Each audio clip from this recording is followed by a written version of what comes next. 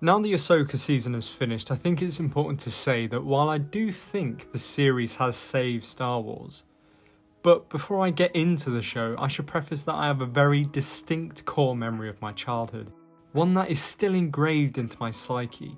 I would have been 5 or 6. In my childhood home, I would usually wake up before everyone in my house and sneak downstairs to the TV and grab a VHS copy of Return of the Jedi and push it into the VHS player. I remember the sail barge scene where Luke would flip over Jabba's guards and ignite his green lightsaber. From that moment, I was hooked. Star Wars was my favourite thing in the world. I wasn't old enough to watch Revenge of the Sith in the cinemas, but believe me, I watched that movie countless times at home. And when the Clone Wars movie came out, we travelled to our closest city to watch it in the big cinema. And my younger self was in awe watching Anakin Skywalker, the father of my hero, begin his journey as the master to his new apprentice, Ahsoka Tano. Throughout my childhood and early teens, Star Wars stuck with me. While I went through the phases of liking Batman and Marvel movies, beginning to play and watch football, and my social life and having girlfriends became a focal point, Star Wars would always linger, whether it was the Clone Wars or a new game. My interest was always there. And when the Force Awakens trailer came out, and I saw the Millennium Falcon flying around dodging TIE fighters, I was 6 years old again, and the pure enjoyment and childhood wonder hit me like a blaster bolt. And watching The Force Awakens was just as fun. It was familiar, yet at times different. And the apprehension of the return of Luke Skywalker had my eyes glued to the screen. And while Han Solo was never as important to me as Luke, that bridge scene had my heart beating so fast, I could hear my heart in my ears, and his death hit me harder than I ever thought it could. And when Luke Skywalker appeared, in white Jedi robes, that was the crowning jewel of that movie for me. Seeing a wise and experienced Luke Skywalker with my own eyes was surreal. And the movie ended with me begging for more, but I would have to wait. Flash forward to 2017. Rogue One had come out the year prior, going back to the gritty, lived-in feel of A New Hope, and I was extremely satisfied, but now it's time for episode 8. I took my younger brother to go and see The Last Jedi at my local cinema. It wasn't a nice cinema in today's standards, but it was showing Star Wars and there was nothing that could deter me from watching it. Now, as a young teenager, the concept of a bad movie was lost on me. The idea that watching moving pictures on a screen could turn my mouth sour was unheard of. And coming out of The Last Jedi, my dad picked us up, and in the car he asked us what we thought. I pondered for a second, looking for any possible reason to say I absolutely loved it. I said, I just didn't like it. Now that can't be possible. I love Star Wars. How can I not like Star Wars? I was at school the next day. I couldn't pay attention in any of my classes. I couldn't stop thinking about the movie. The return of Luke Skywalker, and I didn't like it. I must be the only person in the world.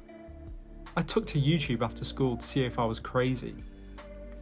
I wasn't. Review after review, video after video, the same reaction. This didn't feel like Star Wars. This wasn't the movie I was hoping for. Not my Luke Skywalker. The same people I had a similar reaction to the previous movies had the same reaction to The Last Jedi, so what happened? I did something for the first time after this. I watched a movie for the first time in the cinema on my own. Now, as an adult, I find doing this very therapeutic and calming, and it's a very common concept given the amount of movies that get released, but back then, as a teenager in a relatively small town, I was almost scared, but I needed to do it.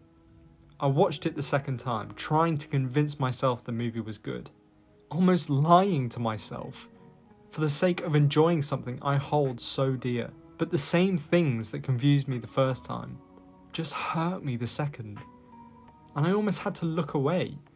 I just do not like this movie. Now, I am very much aware that the premise of the movie is to subvert expectations, but that in itself does not make for good storytelling. For example, you could have Obi-Wan Kenobi and Qui-Gon Jinn and the Phantom Menace go swimming in a mankini, or End Revenge of the Sith with Darth Vader and Palpatine having a disco celebrating the fall of the Jedi. Or you could have Luke Skywalker drinking the milk from the teat of a sea moose. Yeah, you didn't see it coming, but that doesn't mean it's cool and meta. What's worse is the reaction of Lucasfilm themselves treating the disappointed fans, which, as it turns out, is more than half your core fanbase, Lucasfilm. Yeah, that definitely won't hurt you in the long run at all. This was when my perspective changed forever. Disney and Lucasfilm were the problem. In the years following, these things were happening, and kept happening. When Solo came out and lost money, it was because the fans were so inherently disappointed with Episode 8, they spoke with their wallets, and didn't buy a ticket. So, what did Lucasfilm do? Oh, it's because we're releasing too many films. Essentially saying we're almost doing too much for Star Wars fans. It's the fans' fault. And then Kathleen Kennedy comes out recently to say, oh, it's because we didn't use deepfake instead of recasting. It's like they're so out of touch they genuinely believe they can do no wrong. And while Solo wasn't the film anyone was asking for, I don't think it's bad by any stretch of the imagination. Like, people weren't clamouring for Rogue One, but that's still $1 billion movie. But then something surprising happened. A TV show released, The Mandalorian. Now, The Mandalorian wasn't something that was supposed to become what it is. It was a show made to introduce people to Disney's new streaming platform, Disney+, but it was actually good. Really good. But why? Two people. Jon Favreau and Dave Filoni, with Jon being the man behind the Iron Man movie and essentially the birth of the MCU, and Dave being the creator of the Clone Wars. These guys came together to create a nuanced take on Star Wars, while familiar but also new. And what's great is, not only did the fans love it, but new audiences did too. The term Baby Yoda was everywhere, and there are Star Wars fans around now whose first introduction to the franchise was The Mandalorian. Does that mean Disney and Lucasfilm are seeing the error of their ways? Nope. Coinciding the finale of The Mandalorian Season 1 came The Rise of Skywalker, which was the strangest hodgepodge of retcons and plot conveniences in an effort to try and please everyone, while at the same time pleasing no one, proving just how out of touch they really are. And with the sequel trilogy over, Disney and Lucasfilm managed to halve the audience of their core franchise, and the finale to the Skywalker saga only managed to keep up with their first spin-off movie. How did this happen? How was this even possible? A franchise once so powerful and embedded within culture now can't even keep up with Captain Marvel. This is the only thing that managed to change the perspective of Disney and Lucasfilm. Not the audience reaction, not the fan reaction, no, the money. The money wasn't there. So now what? We can't bring the money in anymore, so what do we do? Oh wait, there's something, that show. The Mandalorian, that brought subscribers in. Well, they've got scripts for season 2 done, and they're filming. We'll see what happens with that. After the disappointment of The Rise of Skywalker, the anticipation for good Star Wars content in The Mandalorian Season 2 was through the roof, and Jon and Dave saw how starved the fandom was of good stories and characters, and decided to bring fan favourites back. Boba Fett, Ahsoka Tano, and of course the return of the Luke Skywalker we know and love. With the monster viewership and ratings the show brought in, Kathleen Kennedy announced a slew of new shows to debut on Disney+. It was almost overwhelming, but I can swear I've seen this before. Now The Mandalorian was a success, Lucasfilm got to work shifting their focus to streaming, with the next show being the Book of Boba Fett. Wait, no, this isn't what it should be. Wait, why? Wait, no, what? That show was so strange, because it was Boba Fett, but it wasn't really Boba Fett, but the show thought he was. But they had 2 amazing episodes, with The Mandalorian and Luke Skywalker. And episode 6 genuinely had me grinning ear to ear, that I could see the same Luke I saw as a kid again, on my screen, but in a Boba Fett show? and Mando having an episode that looked like it belonged in season 3 of The Mandalorian. It just wasn't right. And the show itself was so odd and cringy. And to have Grogu leave Luke and go back to Din in between seasons, essentially disregarding the cliffhanger of Mando season 2, was so infuriating. Why did they do this? They've done it again. They've taken something we loved and made it something it wasn't supposed to be. Then comes Obi-Wan Kenobi. I think us as fans thought that the Book of Boba Fett must have been a blip in the Disney Plus streaming era for Star Wars, and they can't possibly fail with Ewan McGregor and Hayden Christensen returning in Obi-Wan Kenobi.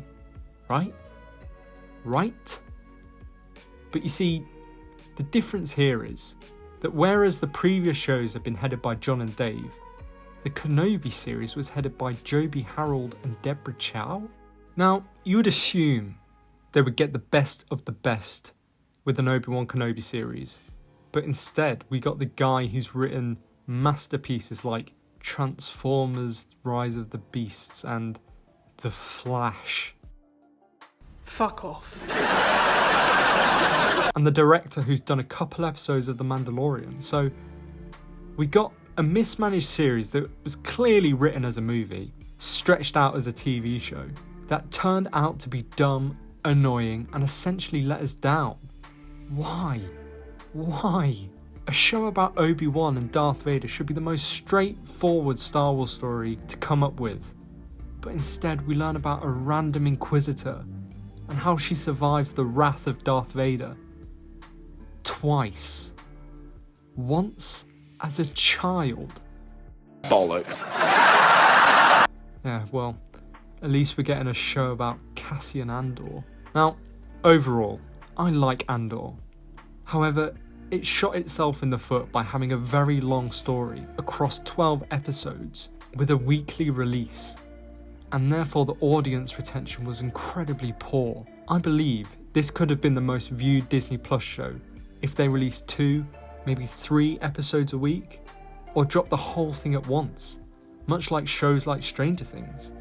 But then again, Disney has to find a way for you to keep that subscription money pumping, and with only 1 episode dropping a week, the show came across as boring and slow, more often than not, and truly does benefit from binging start to finish. Yet another miss from Lucasfilm. Then comes Mando Season 3. Now, with 3 underwhelming series behind us, fans were excited at the prospect of a return to form with Mando Season 3, only for it to be yet another lacklustre season. Season 3 was plagued with unnecessary filler, and a disappointing, for what seems to be, conclusion to the story of Din Djarin and Grogu, with Bo-Katan taking the Darksaber, which makes sense, but that leaves Din Djarin's story left to the side. But remember, Din was the main reason the streaming shows were a success in the first place, and after Season 3 ended, next on the schedule was Ahsoka, and now with 4 misses from Disney Plus, us as fans were very cautious when coming into Ahsoka. However, Dave Filoni knocked it out of the park. This show has given us more lore, world building, and character exploration than the past 4 streaming shows. When Shin Hati and Baylan Skoll tore through a New Republic ship with mysterious orange-bladed lightsabers, I knew the fandom was in for a treat. With Shin donning a Padawan braid, even though she's clearly not a Jedi, you see Morgan Elsbeth's connection to Thrawn and the Night Sisters, and Ahsoka's training of Sabine. This show is so much more than I thought it could ever be. Now, Episode 1 gives us an introduction to the characters of the show, with Ahsoka exploring what looks like a tomb Cal Kestis would find in the Jedi games, with mysterious statues and ruins, to find a map that leads to another galaxy, and Ezra. Now, the idea of a new galaxy, I believe, is truly the way forward for Star Wars storytelling, as the only way to find this place is to construct an almost impossible hyperspace ring, which can't be replicated as the manufacturing of the ship has been shut down, or by Purgil, a creature introduced in the Rebel show, that uses this galaxy as a place of migration. And what's so amazing about this concept is that anything that occurs in either galaxy don't affect the other. So you could have huge scale wars in one galaxy, while the other is none the wiser. It opens the door to so many storytelling opportunities, given it's set 20 or so years prior to the sequels. Episode 2 shows us there is still somehow Imperial remnants within the New Republic, and how they've been helping construct the hyperspace ring, as well as showing us more of a new Inquisitor, Marok, who is still a mystery, and we all thought he would be Starkiller. And even though it turned out to be some sort of Night Sister magic, the idea and theorising the character's identity is part of the fun we can have as Star Wars fans, and something we've not had for a long time. And it's all down to Dave Filoni. Episode 3 is where we see Ahsoka, Sabine and Hu Yang's journey to Cetos, after the map is obtained by Shin, and we get to see some Clone Wars-esque action when Ahsoka uses her lightsabers in space to take down ships, very reminiscent of Plo Koon. And this episode shows us some of the most beautiful special effects from a TV show. Near enough movie level quality CGI. Now, it could be considered filler, but the visuals were enough for me to enjoy this episode as much as the previous two. And what I like about the show at this point is the idea that although Sabine is Ahsoka's apprentice, she shows almost no connection to the Force. And I love that. She has to use other methods in a fight to counteract the enemy's Force abilities, almost making her work harder.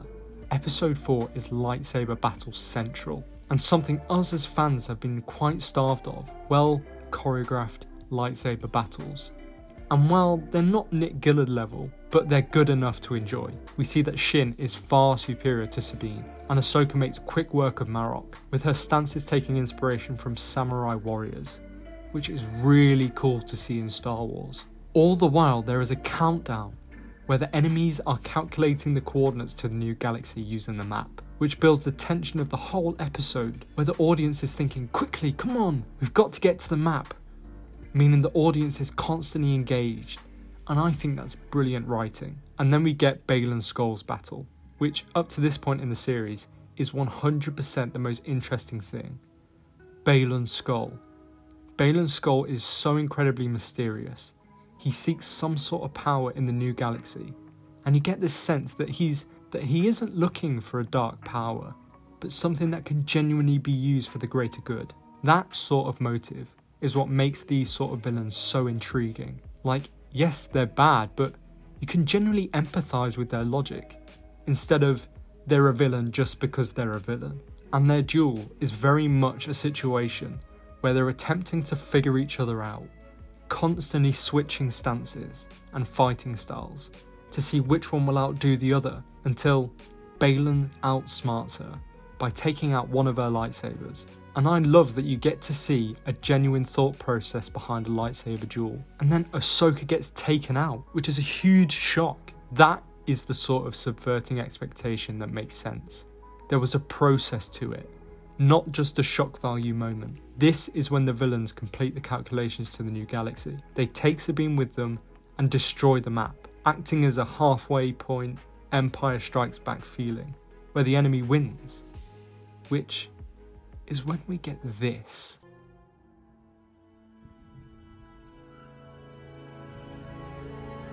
Oh my God! Okay, it's happening.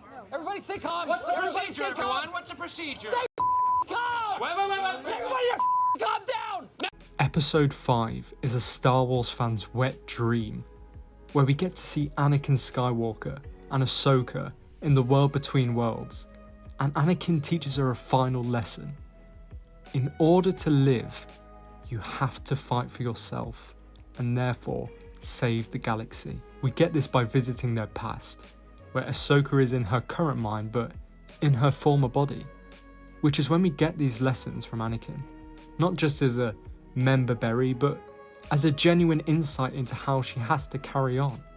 And doing this is a brilliant way to work in Anakin, instead of it being just for fan service. The episode also shows the audience what Anakin has achieved after death. We see that he is now in full control of both the light and the dark, being able to switch between both when necessary, becoming fully balanced in the Force, almost acting as the father of Mortis from the Clone Wars. We see that he must use the dark side in order for Ahsoka to learn the meaning behind the lesson, and we see that she wants to fight to live. You know, this whole section of the series may actually become a pivot point for Star Wars for me, where they actually learn what we watch Star Wars for. It's the lessons it teaches us, the morals we live by. That's why we love Star Wars as kids. And now, watching this show, it's what I love as an adult. Then we see Ahsoka's transition into Ahsoka the White. Enlightened by her lesson, she uses beast control, which, funnily enough, is what Anakin has previously done, to talk to Purrgil in order to reach the neighbouring galaxy. And when the episode ended, my faith that had been building was fully regained. Episode 6 gives us the return of Thrawn, and is possibly my favourite episode in the entire show. It's incredibly rich in both story and characters, and we begin to learn what this new planet and galaxy is. We see the Night Sisters acting as almost the Bene Gesserit of Star Wars, which is something I've always found disturbing and creepy, and the same things occur here. We get an interesting conversation with Baylan and Shin. Again, Baylan being the most intriguing aspect of the show. He talks about how he wants to end the cycle of differing factions constantly gaining and losing power.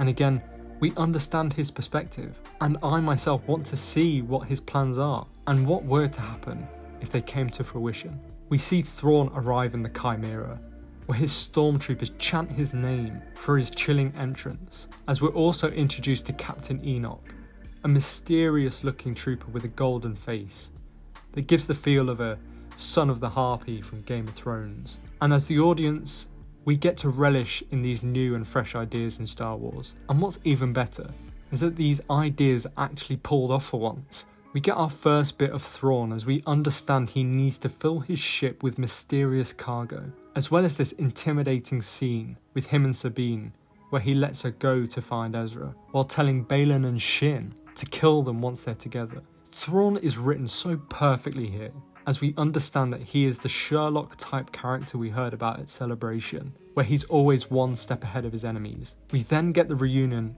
of Ezra and Sabine, after Sabine is shown the way by these turtle-like creatures who just remind me of Ewoks, giving that classic Star Wars feel in a new Star Wars story, which I love. Ezra is played perfectly by Iman Esfandi, capturing the childlike humour while having the maturity of a now grown Jedi, reunited with his old friend. Now, episode 7 sort of plateaus in terms of story progression. Not too much happens. We get some courtroom drama with Hera, a quick appearance from C-3PO, and a hologram from Anakin teaching Ahsoka an earlier lesson. We see Thrawn's discovery of Ahsoka's master, and some elements of fear for the first time, which I guess is interesting. There's a few battles. We get to see that Ezra trusts the Force more than a lightsaber, which is cool. Although in the show it isn't depicted as cool as it could have been. I think it would have benefited from a sort of Force Unleashed kind of visuals, but it was alright. Once again, Baylan comes in to steal the show, for us to learn that Ahsoka is unable to beat him, while something mysterious calls to him remaining the most interesting aspect of the show. Shin is left behind by her allies and splits from Baylan, so we want to know where she goes from that point. Overall, this episode doesn't do the greatest job to set up the finale, but it's still cool to see some of the Rebels band back together, with some interesting plot details with Thrawn and Baylan. Now, the finale of Ahsoka put it into perspective that this show acts as half of an opening crawl to the Dave Filoni-led Heir to the Empire movie, with the second half possibly being season 2 of Ahsoka. The episode ends with Thrawn and Ezra returning to the core galaxy, while Ahsoka and Sabine are trapped, as well as Baylan and Shin, with Shin joining the samurai-like faction on the planet, and Baylan standing on the statue of the father, with the son to his left and the ruins of the daughter statue to his right. The idea that the Mortis arc will come into the main storyline of Star Wars moving forward gives me chills, as it was up there as one of my favourite arcs in the Clone Wars, with the Second Battle of Geonosis and Umbara. Morgan receives the Blade of Talzin, which was a huge surprise, and I would have loved to see more. However, she dies at the hand of Ahsoka, which I'm okay with, as Morgan was never really fleshed out as a true Night Sister. The choreography was improved in this episode for the lightsaber movements, and I love that Ezra's new saber has Kanan's pommel. The only main gripe I have with the finale was the use of the Force from Sabine, and to the extent that she uses it. Now, earlier in the season we see that she doesn't really have a strong connection to the Force, and to see her using it as flippantly as she does, and that she has the power to push Ezra onto the Chimera, sort of made me roll my eyes a bit. I don't think that Sabine has had enough training or has the knowledge to use the Force to this extent, and having previously seen she can't even pull a cup towards her, the fact that she has access to the Force at this extent doesn't really make sense to me. Now, Ahsoka being left to fend for herself with Sabine on this planet really sets up for a future story, whether that's how she is to return to the core galaxy or how they create new stories in this other galaxy, and both I'm okay with. Like I said, this series is just the jumping off point for future Star Wars stories, and Anakin's Force Ghost showing up at the end, seeing how proud he is of his apprentice, just being the Star Wars cherry on top. As for the Heir to the Empire movie, now Ahsoka is lost in the other galaxy, I feel that this movie can really pull heavily from the book trilogy, with Luke Skywalker being the main character and possibly teaming up with Ezra. Overall, this show was just a prelude to the new era of Star Wars that spans around 20 years, and all manner of events can transpire in this time, which is the core reason I believe that Ahsoka has saved Star Wars, at least for now. However, no matter what the show has done for not only the franchise but the fanbase as well, you still get the weirdos on social media who are clearly just mad at the fact a female can hold a lightsaber, or that a woman can be the main character in Star Wars. I guess they've just never really watched a Star Wars movie before. I get the issues with Rey from the sequels, but come on man, you just look like you hate women. But at the end of the day, I'm really pleased with how the show turned out. With a solid start, introducing the characters and ramping up the quality at a rapid pace in the next 4 episodes, with perhaps it tapering off towards the end, I'd still give it an 8.5 out of 10. And it makes me really excited to see what's next.